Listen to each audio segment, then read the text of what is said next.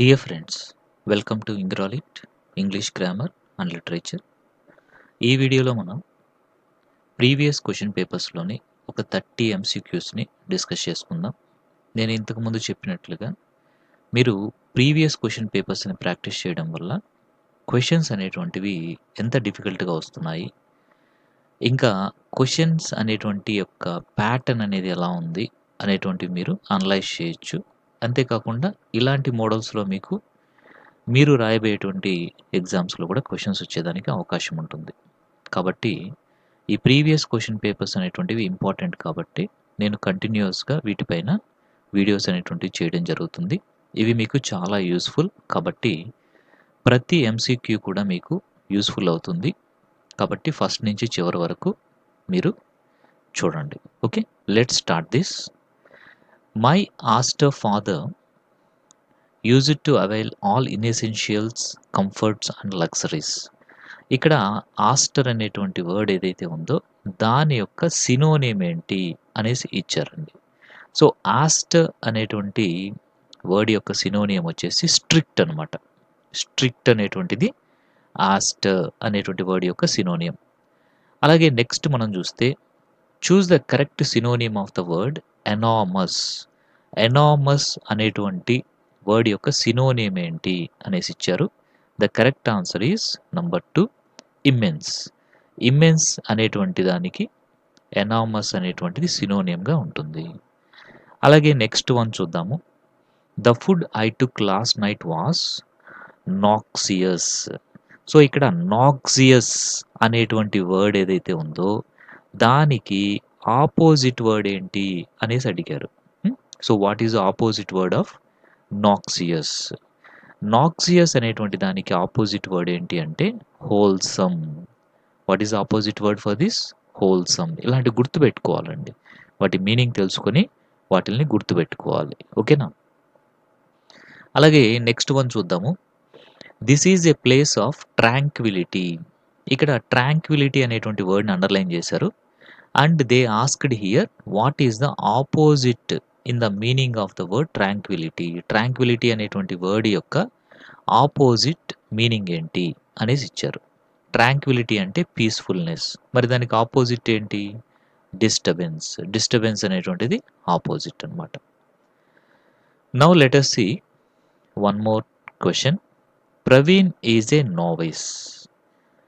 This means Praveen is a navies అనేసి ఇచ్చి this means ఇదేంటి, దీని యొక్క మీనింగ్ ఏంటి అనేసి చెప్పారు.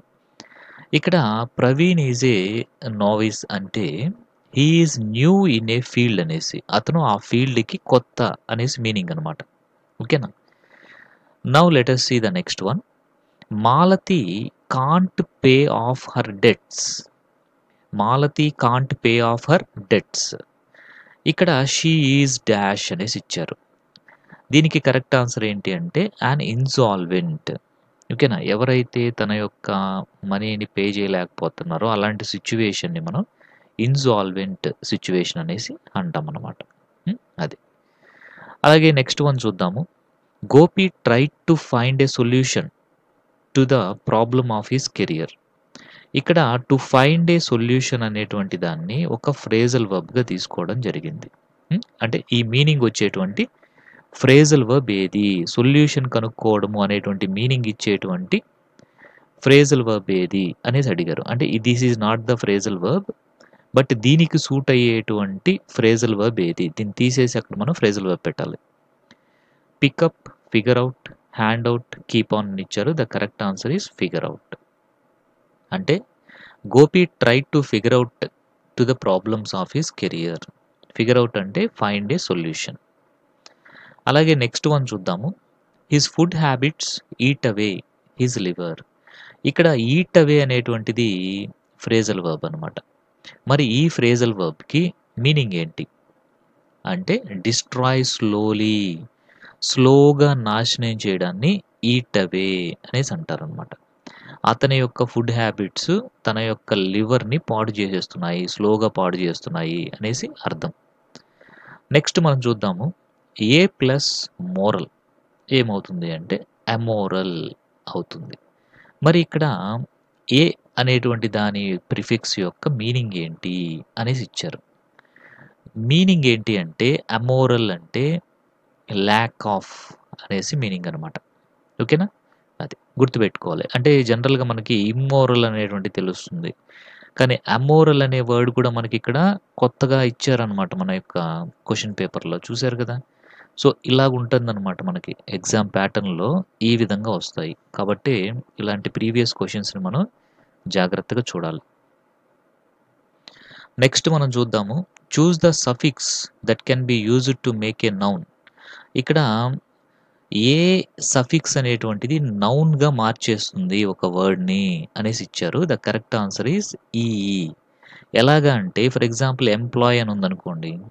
ఆ ఎంప్లాయ్ అనేటువంటిది వర్బ్. దానికి పక్కన మనం ఈఈ పెట్టామనుకోండి ఎంప్లాయీ అయిపోతుంది. అప్పుడేంటి నౌన్‌గా మారిపోతుంది. ఇదొక చిన్న ఎగ్జాంపుల్ అనమాట మీకు. అట్లాగా. సో, ఈఈ అనేటువంటి సఫిక్స్ మనకి ఒక వర్డ్‌ని నౌన్‌గా మార్చేస్తుందనమాట. అది. Now let us see the next one. Choose the wrong collocation among the following. ఇక్కడ ఇచ్చినటువంటి కొలొకేషన్స్‌లో రాంగ్‌గా యూజ్ చేయబడింది ఏది? రాంగ్ అడిగారు ఇక్కడ. ఆ రాంగ్ ఏంటి అంటే బియో బయోడియో బయోడిగ్రేడబుల్ స్కిల్స్ అనేసి ఇచ్చారు. స్కిల్స్ బయోడిగ్రేడబుల్ ఏంటి? రాంగ్ కదా! అదే బయోడిగ్రేడబుల్ పేపర్ అనొచ్చు, బయోడిగ్రేడబుల్ బాటిల్స్ అనొచ్చు, బయోడిగ్రేడబుల్ కప్స్ అనొచ్చు. మరి ఈ స్కిల్స్‌కి బయోడిగ్రేడబుల్ ఏంటి? Wrong. So, the wrong collocation is biodegradable skills అనేటువంటిది రాంగ్ కొలొకేషన్. అలాగే నెక్స్ట్ మనం చూస్తే choose the foreign expression that means indefinitely. Indefinitely అనేటువంటి మీనింగ్ ఇచ్చేటువంటి ఫారెన్ ఎక్స్‌ప్రెషన్ ఏది అనేసి ఇచ్చారు ఇక్కడ. The correct answer is sine die. Sine die అనేటువంటిది ఇండెఫినెట్‌లీ అనేటువంటి మీనింగ్ ఇచ్చేటువంటి ఫారెన్ ఎక్స్‌ప్రెషన్. ఓకేనా? సో, మీకు ఇంకా ఇన్ టోటో అంటే కంప్లీట్‌లీ, వెర్బాటిమ్ అంటే యాజ్ ఇట్ ఈజ్ వర్బ్స్ ఏవైతే ఉంటాయో ఆ విధంగా. అంటే వర్డ్ ఏ విధంగా ఉంటుందో అలాగా. ఆల్మా మ్యాటర్ అంటే మనం ఎక్కడైతే ఇంతకుముందు చదువుకొని ఉంటామో అట్లాంటి దాన్ని ఆల్మా మ్యాటర్ అనేసి అంటారు. ఇట్లాగుంటాయన్నమాట. ఇవన్నీ కూడా foreign expressions and their meanings అనేటువంటి టాపిక్‌లో మనం డిస్కస్ చేసుకున్నదే ఇది. ఇదేం కొత్తదేం కాదు. Even we have discussed this sine die also. అలాగే now let us see choose the correct spelling of the word. Correct spelling of the word ఇక్కడ ఏమి ఇచ్చారు అంటే డిస్యుయేడ్. డిఐఎస్ఎస్యుఏడిఈ గుర్తుపెట్టుకోవాలి. స్పెల్లింగ్స్ అనేటువంటివి మనల్ని చాలా కన్‌ఫ్యూజ్ చేస్తూ ఉంటాయి. So, you should remember the spellings properly. డిస్యుయేడ్ spelling ఏంటి? డిఐఎస్ఎస్యుఏడిఈ డిస్యుయేడ్. Okay. Now let us see the next one. సరళ గెట్స్ హర్ ఓన్ వే. సరళ gets her own way in every issue because of her dominating nature. ఇక్కడ gets her own way అనేటువంటిది ఈడియమాటిక్ expression. మరి దాని యొక్క exact meaning ఏంటి? అంటే to persuade other people to allow her to do what she wants. అంటే తనకేం కావాలో తను చేసుకునేదానికి మిగతా వాళ్ళని ఏమీ అనకుండా చూసుకునేటువంటి నేచర్ అనమాట. అంటే అలాంటి డామినేట్ నేచర్ కలిగి ఉండడం. దాన్ని గెట్స్ హర్ ఓన్ వే అనేసి అంటారనమాట. అది. ఇలాంటి గుర్తుపెట్టుకోండి. ఈడియమాటిక్ ఎక్స్‌ప్రెషన్స్ చాలా చాలా important. Now let us see the next one. Choose the correct sentence in which after has been used as a preposition. ఇక్కడ ఆఫ్టర్ అనేటువంటిది ఏ సెంటెన్స్‌లో ప్రిపోజిషన్ లాగా యూజ్ చేయబడింది అని ఇచ్చారు. అంటే జనరల్‌గా ఈ ఆఫ్టర్ అనేటువంటిది మనకి కంజంక్షన్‌గా కూడా ఉపయోగపడుతుంది. అట్ ద సేమ్ టైమ్ ప్రిపోజిషన్‌గా కూడా ఉపయోగపడుతుంది. మరి ఎక్కడ ఇక్కడ మనకి ఒక ప్రిపోజిషన్‌గా యూజ్ చేశారు అంటే సెకండ్ సెంటెన్స్‌లో యూజ్ చేశారండి. After A month he will retire. దీన్ని మనం ఎలా రాయొచ్చు? He will retire after A month అని కూడా రాసుకోవచ్చనమాట. అది. కాబట్టి ఇక్కడేంటి అంటే ఆఫ్టర్ అనేటువంటిది ఇక్కడ ప్రిపోజిషన్ లాగా ఎక్కడ యూజ్ చేశారు అంటే after A month he will retire అనేటువంటి దగ్గరే యూజ్ చేయడం జరిగింది. ఓకేనా? అది. Now let us see the next one. She was unable to attend the party dash her marriage engagement. ఇది మనం సింపుల్గానే చెప్పేయచ్చు. Which compound prepositional phrase should be used here అంటే due to. She was unable to attend the party due to her marriage engagement అంతే. So next వచ్చేసి they are discussing about the matter with their friends. ఇక్కడ ఏది wrong ఉంది, error ఏది ఉంది అనేసి అడిగారు. ఎప్పుడు కూడా గుర్తుపెట్టుకోండి, డిస్కస్ అనేసి మనం యూజ్ చేసిన తర్వాత వర్బ్గా దాని తర్వాత అబౌట్ అనేటువంటిది రాకూడదు అనమాట. అబౌట్ అనేటువంటిది రాకూడదు. సో కాబట్టి డిస్కసింగ్ అబౌట్ అనేటువంటిది ద రాంగ్ పార్ట్ అనమాట. This is the error. ఓకేనా, this is the mistake. About అనేది ఇక్కడ ఉండకూడదు. కాబట్టి second one is the correct one. Next వచ్చేసి choose the sentence with the correct word order. Word order అనేటువంటిది కరెక్ట్గా ఉండే విధంగా ఉండేటువంటిది ఏది అనేసి ఇచ్చారు ఇక్కడ. The third one is correct. అంటే థర్డ్ పర్సన్ తర్వాత ఫస్ట్ పర్సన్ యూజ్ చేయాలన్నమాట. He and I always go to school together. So third person తర్వాత ఫస్ట్ పర్సన్ రావాలి. అది. నెక్స్ట్ వచ్చేసి choose the sentence in which would has been used to express willingness. విల్లింగ్నెస్ని చూపించేటువంటి would అనేటువంటిది ఎక్కడ యూజ్ చేశారు అంటే థర్డ్ వన్లో she said that she would help him. అంటే ఇక్కడ వుడ్ అనేటువంటిది విల్లింగ్నెస్ని సూచిస్తుంది అనమాట. అది. నెక్స్ట్ వచ్చేసి may you have a happy and long life. May you have a happy and long life అని ఇచ్చారు. So above sentence indicates. Above sentence మనకి ఏం చెప్తుంది, విష్ అనమాట. ఓకేనా, మనము అవతల వాళ్ళు ఎలా ఉండాలి అని కోరుకుంటున్నామో ఆ విష్ గురించి చెప్తుంది. నెక్స్ట్ వచ్చేసి he was taught this in his boyhood. ఇది మనకి active form of the above sentence. He was taught అన్నప్పుడు దిస్ ద ప్యాసివ్ వాయిస్ అనమాట. మరి దీన్ని యాక్టివ్ వాయిస్లో చెప్తే ఏది సెంటెన్స్ కరెక్ట్ అవుతుంది అనేటువంటిది ఇక్కడ మనకి ఇచ్చారు. అదేంటి అంటే somebody taught him this in his boyhood. Somebody taught him this in his boyhood. This is the correct answer అనమాట. అది. అంటే ఇలాంటి డిఫికల్ట్ సెంటెన్సెస్ని మీరు చక్కగా గుర్తుపెట్టుకోవాలి. ఇలాంటి మోడల్లో కూడా మీకు ఎగ్జామ్లో అడగచ్చు. అందుకనే ఇట్లాంటి ప్రాక్టీస్ బిట్స్ అనేవి చేయాలి. అలాగే నెక్స్ట్ వన్ చూద్దాము. None of the water was wasted. నన్ ఆఫ్ ద వాటర్ వాజ్ వేస్టెడ్ అని ఇచ్చారు. దీనికి ఇప్పుడు ఏంటంటే క్వశ్చన్ ట్యాగ్ అనేటువంటిది కరెక్ట్గా యూజ్ చేయాలి. ఇక్కడ నన్ అంటేనే ఆటోమేటిక్గా నెగిటివ్ సెంటెన్స్ అనమాట. సో ఎప్పుడైతే సెంటెన్స్ నెగిటివ్లో ఉంటుందో మనం ఏం చేస్తాము, పాజిటివ్ క్వశ్చన్ ట్యాగ్ అనేది యూజ్ చేయాలి. సో వాజ్ ఇట్ అనేటువంటిది correct one. So was wasted, కానీ ఇక్కడ ఏంటి నెగిటివ్ అనమాట. None of the water was wasted అనేసి ఇచ్చారు నెగిటివ్గా. కాబట్టి ఇక్కడ మనం ఏంటంటే పాజిటివ్ క్వశ్చన్ ట్యాగ్ యూజ్ చేయాలి. వాజ్ ఇట్ అనేటువంటిది కరెక్ట్ అవుతుంది.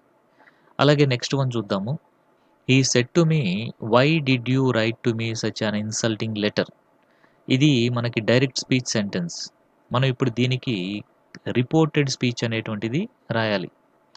ఇక్కడ మనకి ఆల్రెడీ ఇచ్చున్నారు. మనం we have to choose the correct one అనమాట. సో ద కరెక్ట్ వన్ ఏంటి అంటే హీ సెడ్ టు మీ. ఇది క్వశ్చన్ కాబట్టి సెడ్ టు మీ అనేది ఆస్క్డ్గా మారిపోతుంది. ఆస్క్డ్గా మారింది ఇది ఒక్కటే. ఆటోమేటిక్గా మనం ఇంకా దీన్ని కళ్ళు మూసుకొని పెట్టేయచ్చు. బట్ మిగతాది కూడా చూద్దాం. He asked me why. ఇక్కడ డిడ్ యూ రైట్ అనేటువంటిది సింపుల్ పాస్ట్. సింపుల్ పాస్ట్ అనేటువంటిది పాస్ట్ పర్ఫెక్ట్గా మారిపోతుంది. కాబట్టి why I had return such an insulting letter to him. ఓకేనా, ఆ విధంగా అనమాట. So why did you write to me. Okay, he asked me, అతను అడిగాడు అనమాట. Why did you write to me such an insulting letter. ఇక్కడ me అంటే ఎవరు చెప్పండి, హీ అనమాట. కాబట్టి ఇక్కడ మీ అనే దాని బదులుగా మనం ఏం చేసాం, ఇక్కడ హిమ్ అనేటువంటిది యూజ్ చేసుకోవడం జరిగింది. కాబట్టి correct transformation into reported speech ఏంటి అంటే he asked me why I had return such an insulting letter to him అనేటువంటిది కరెక్ట్ వన్ అనమాట. అలాగే నెక్స్ట్ వన్ చూద్దాము. The teacher said mercury is a liquid metal. So teacher ఏం చెప్పారు అంటే mercury is a liquid metal అని చెప్పారు. ఇది కూడా డైరెక్ట్ స్పీచ్ సెంటెన్స్లో ఉంది. దీన్ని కూడా మనం ఇప్పుడు ఏంటంటే the reporting verb in the above sentence. ఇక్కడ ఇచ్చినటువంటి దాంట్లో రిపోర్టింగ్ వెర్బ్ ఏది అనేసి ఇచ్చారు. సెడ్ అనేటువంటిది రిపోర్టింగ్ వెర్బ్, గుర్తుపెట్టుకోండి, ఇది రిపోర్ట్ చేస్తుంది. అలాగే రిపోర్టెడ్ వెర్బ్ అన్నారు అనుకోండి, అప్పుడు ఈజ్ అనేది రిపోర్టెడ్ వెర్బ్ అవుతుంది, రిపోర్టెడ్. బట్ రిపోర్టింగ్ అంటే ఈ ఇన్వర్టెడ్ కామాస్కి బయట ఉండేటువంటి వెర్బ్ రిపోర్టింగ్ వెర్బ్ అనమాట. గుర్తుపెట్టుకోండి, రిపోర్టింగ్ వెర్బ్ ఉంటుంది, రిపోర్టెడ్ వెర్బ్ కూడా ఉంటుంది. ఇక్కడ ఇచ్చింది ఏంటి, రిపోర్టింగ్ వెర్బ్. ఓకేనా, రిపోర్టింగ్ వెర్బ్ ఏంటి అంటే సెడ్ అనమాట ఇక్కడ. So the correct answer is said. ఇలాంటివి చాలా చాలా ఏమంటామంటే సింపుల్గా ఉన్నట్టే ఉంటాయి, బట్ కన్ఫ్యూజ్ అయ్యేదానికి చాలా ఎక్కువ ఛాన్సెస్ ఉంటాయన్నమాట. ఇక్కడ మీకు డౌట్ ఎక్కడ వస్తుంది అంటే సెడ్ అనేటువంటిది రిపోర్టింగ్ వెర్బా, ఈజ్ అనేటువంటిది రిపోర్టింగ్ వెర్బా అనేసి డౌట్ వస్తుంది కదా. ఎప్పుడు కూడా గుర్తుపెట్టుకోండి, ఇన్వర్టెడ్ కామాస్లో యాక్చువల్ వర్డ్స్ ఏవైతే ఉంటాయో వాటిని మనం రిపోర్టెడ్ పార్ట్గా తీసుకుంటాము. రిపోర్టెడ్ పార్ట్ ఈడి, దాంట్లో ఉండే వెర్బ్ రిపోర్టెడ్ వెర్బ్ అవుతుంది. దానికి బయట ఉండేది రిపోర్టింగ్ అవుతుంది. ఓకే, రిపోర్టింగ్ పార్ట్ అవుతుంది. ఆ వెర్బ్ను కూడా రిపోర్టింగ్ వెర్బ్ అనేసి అంటాము. క్లారిటీ వచ్చింది కదా మీకు ఇప్పుడు, రైట్. సరే, now let us see the 65. Choose the complex sentence among the following. ఇక్కడ ఇచ్చినటువంటి వాటిల్లో కాంప్లెక్స్ సెంటెన్స్ ఏది అనేసి ఇచ్చారనమాట. ఇక్కడ ఇచ్చిన వాటిల్లో కాంప్లెక్స్ సెంటెన్స్ ఏంటి అంటే the fact that he is silent proves his guilt. So ఇక్కడ the fact that he is silent proves his guilt అనేటువంటిది కరెక్ట్గా ఉన్నటువంటి కాంప్లెక్స్ సెంటెన్స్. ఓకేనా. సో మిగతా మూడు కూడా సింపుల్ సెంటెన్సెస్ అనమాట, ఎందుకంటే వాటిల్లో ఒకే ఒక ఫైనైట్ వర్బ్ అనేటువంటిది ఉంది. చూసారు ఇక్కడ వర్క్డ్ అనేటువంటి దాంట్లో ఒకే ఒక వర్బ్, అలాగే ఈజ్ అనేటువంటిది కూడా ఒకే ఒక వర్బ్ ఉంది. ఇక్కడ కూడా ఈజ్ అనేటువంటిది ఒకే ఒక వర్బ్. అంటే ఇక్కడ 3 సెంటెన్సెస్ కూడా సింపుల్ సెంటెన్సెస్ అండి. అది 3 కూడా సింపుల్ సెంటెన్సెస్. మరి ఇక్కడ మీరు చూస్తే ద ఫ్యాక్ట్ దట్ హీఈజ్ ఒక వర్బ్ ఉంది, అలాగే మరొక వర్బ్ ప్రూవ్స్ అనేది కూడా ఉంది. అది అంటే ఇక్కడ ఏంటంటే ఒక కంజంక్షన్ కూడా యూజ్ చేశారు మనకి, దట్ అనేటువంటి దాన్ని. అంటే ఇక్కడ ఏంటంటే 2 క్లాజెస్ ఉన్నాయి ఇక్కడ మనకి, ఒకటి మెయిన్ క్లాస్, ఒకటి సబార్డినేట్ క్లాస్ అనేటువంటివి ఉన్నాయన్నమాట. సో కాబట్టి this is called complex sentence. అలాగే నెక్స్ట్ వన్ చూద్దాము. It seems not only good but also true అనేసి ఇచ్చారు. దిస్ సెంటెన్స్ ఈజ్ ఏ, గుర్తుపెట్టుకోండి, not only but also, not only but also, either are, neither నార్, ఇలాంటివి ఏమవుతాయంటే correlative conjunctions అంటారు. ఇలాంటివి వస్తే దాన్ని మనం కాంపౌండ్ సెంటెన్స్ అనేసి అంటాము. ఓకేనా, కాంపౌండ్ సెంటెన్స్ అంటే రెండు కూడా ఇక్కడ ఏముంటాయంటే ఈక్వల్ ఇంపార్టెన్స్ కలిగినటువంటి మెయిన్ క్లాజెస్ అనేటువంటివి ఉంటాయన్నమాట. అది so this is a compound sentence అనమాట. నెక్స్ట్ వన్ చూద్దాము. Choose the sentence that indicates a request. రిక్వెస్ట్ని ఇండికేట్ చేసేటువంటి సెంటెన్స్ ఏది ఇక్కడ అనేసి ఇచ్చారు. మీరు ఇక్కడ చాలా కన్ఫ్యూజ్ అవుతారు, ఎందుకంటే అసలు రిక్వెస్ట్ అంటే ప్లీజ్ అనే వర్డ్ని ఎక్స్ప్రెస్ మీరు ఎక్స్పెక్ట్ చేస్తారు. బట్ ఇక్కడ అసలు ప్లీజ్ అనే వర్డే లేదు చూడండి. సో యాక్చువల్గా ఈ ఫస్ట్ సెంటెన్స్ ఏదైతే ఉందో this is nothing but a request అనమాట. I wonder if you could lend me your watch. అంటే రిక్వెస్ట్ ఈ విధంగా కూడా యూజ్ చేస్తారా అని మీకు డౌట్ వచ్చే విధంగా ఈ క్వశ్చన్ అనేటువంటిది ఫ్రేమ్ చేయబడింది కదా. అండ్ ఈ రిమైనింగ్ 3 ఏవైతే ఉన్నాయో these are not at all expressing request అనమాట. అది కాబట్టి ఈ 3 కూడా రిక్వెస్ట్ని ఎక్స్ప్రెస్ చేయడం లేదు. The first one is the correct one. అంటే ప్లీజ్ అనేది లేకుండా ఈ విధంగా కూడా రిక్వెస్ట్ని ఎక్స్ప్రెస్ చేస్తారు. I wonder if you could lend me your watch. గుర్తుపెట్టుకోండి ఇలాంటివి. అది నెక్స్ట్ వచ్చేసి 68. This house is not big enough for us. అంటే ఈ సెంటెన్స్ మనకి ఏం ఇండికేట్ చేస్తుంది అనేసి ఇచ్చారు. Not big enough for us అంటే ఏంటి, మనకు సరిపోదనే కదా. కాబట్టి ఇన్సఫిషియన్సీ అనేటువంటిది సూచిస్తుంది అనమాట. నెక్స్ట్ వచ్చేసి choose the sentence that has an adjective of quality. ఏ సెంటెన్స్లో మనకి అడ్జెక్టివ్ ఆఫ్ క్వాలిటీ ఉంది అనేది, సారీ క్వాంటిటీ అండి, అడ్జెక్టివ్ ఆఫ్ క్వాంటిటీ. క్వాంటిటీ అనేది ఉంది అనేది మనం చూడాలి ఇక్కడ. Quantity, not quality, quantity. ఇక్కడ మనం చూస్తే the whole sum was expended, he is an honest lazy boy, own master, ఇవేవి కాదు. క్వాంటిటీని రిప్రజెంట్ చేసేది ఈ అడ్జెక్టివ్ అనమాట, ద హోల్ సమ్ అనేసి. So this is the correct answer. అలాగే నెక్స్ట్ 70th వన్ చూద్దాము. Choose the sentence in which the personal pronouns are properly used. Personal pronouns అనేటువంటివి ఎక్కడ కరెక్ట్గా యూజ్ చేశారు అనేసి ఇచ్చారు. ఇక్కడ ఏంటంటే మనకి 3 పర్సన్స్ వచ్చినప్పుడు దాని ఆర్డర్ ఏంటి అనేది మీరు గుర్తుపెట్టుకోవాలి. సో ఎప్పుడు కూడా 3 పర్సన్స్ ఒక ఆర్డర్లో వస్తే ఫస్ట్ సెకండ్ పర్సన్ ఉండాలి, ఓకే, తర్వాత థర్డ్ పర్సన్ ఉండాలి, ఆ తర్వాత ఫస్ట్ పర్సన్ అనేది ఉండాలి, ఓకేనా. ఇది ఆర్డర్ అనమాట, దీన్ని మీరు గుర్తుపెట్టుకోవాలి. అది. సో ఇక్కడ ఏంటి, you, he and I are good friends. This is the correct sentence అనమాట, ప్రాపర్గా యూజ్ చేసింది ఇక్కడ, కాబట్టి this is the correct sentence. So ఇప్పటి వరకు మనం 30 బిట్స్ అనేటువంటిది కంప్లీట్ చేసుకున్నాము. మీకు అందరికీ కూడా చాలా చాలా డిఫికల్ట్గా ఉండి ఆలోచించగలిగేటువంటి చాలా బిట్స్ ఈ వీడియోలో నేను ఎక్స్ప్లెయిన్ చేయడం జరిగింది. అవన్నీ కూడా ఫర్దర్గా మీరు రాయబోయేటువంటి ఎగ్జామ్స్కి, అటెంప్ట్ చేయబోయేటువంటి ఎగ్జామ్స్కి ఉపయోగపడతాయి. కాబట్టి ఏవైతే ఇక్కడ డిఫికల్ట్గా అనిపిస్తున్నాయో అలాంటి వాటిని you better try to note down them, లేదా వాటిని 1కి 2 సార్లు చూడండి, అర్థం చేసుకోండి. అది ఇట్లాంటివి మీకు ఎగ్జామ్లో కూడా ఉపయోగపడతాయి. Thank you very much.